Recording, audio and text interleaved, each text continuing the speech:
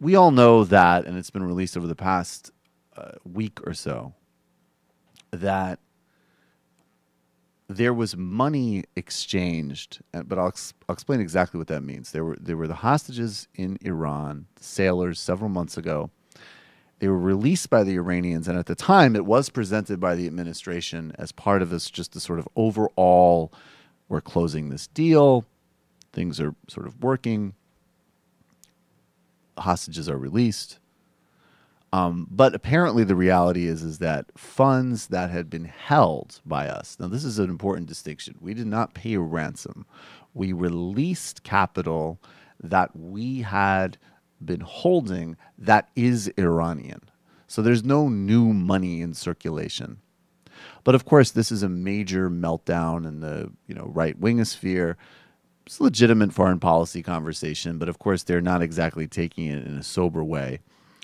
And Glenn Beck has a really profound insight about this allocating of Iranian money back to Iran in exchange for releasing some sailors.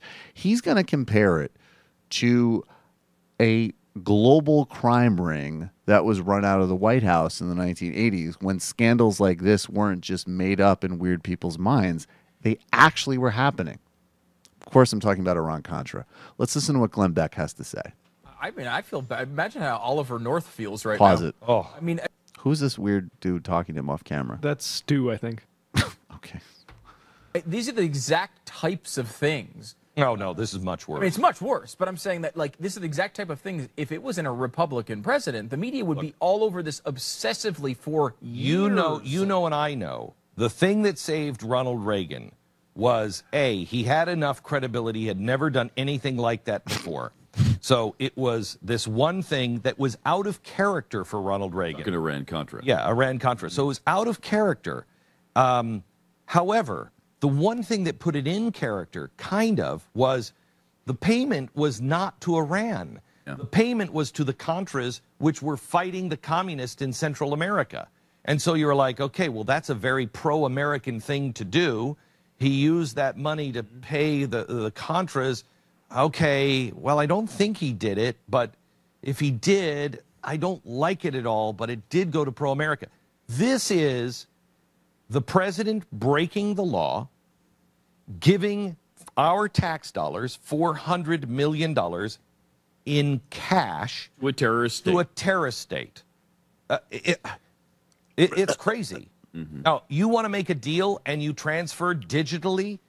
I know that doesn't seem like a big deal, but it is a big deal. It is a big deal. In a day when we are having our cash watched to the dollar because Pat might be a terrorist, you go and give $400 million in cash to a terrorist state? I'm sorry, inexcusable. This is a stake in the ground. Terrorism that is sponsored by Iran will be on the hands of Barack Obama and Hillary Clinton because they're paying for it.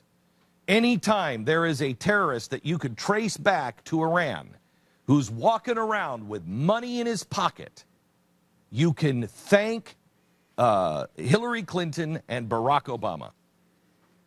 Okay, couple of things. First of all, what is going on with that set? I'm not even kidding. That's my favorite set in all of media. I am simultaneously mortified and want my own one. Number two, let's take a little trip back down to pre-memory lane for everybody in this room as to what Iran-Contra was. Okay, Iran-Contra was selling weapons on black markets illegally, including to Iran in the 1980s, and then using the proceeds of that illegally procured arms money to fund the Contras, which Congress was not approving funds for at the time. Why?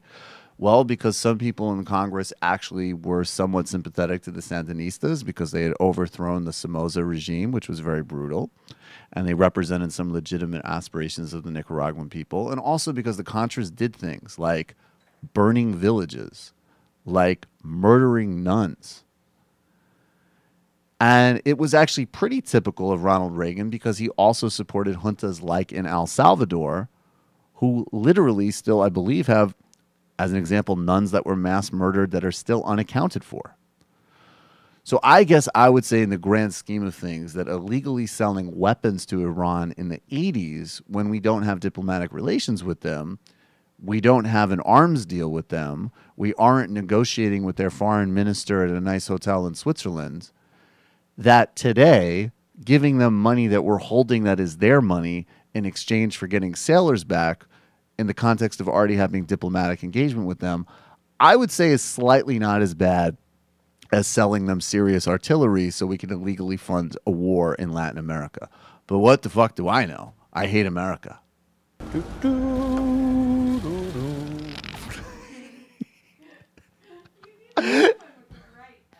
Thank you.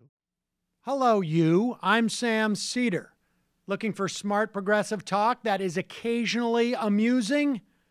Well, subscribe to our YouTube feed. Subscribe to our podcast. Like us on Facebook. And just generally enjoy us.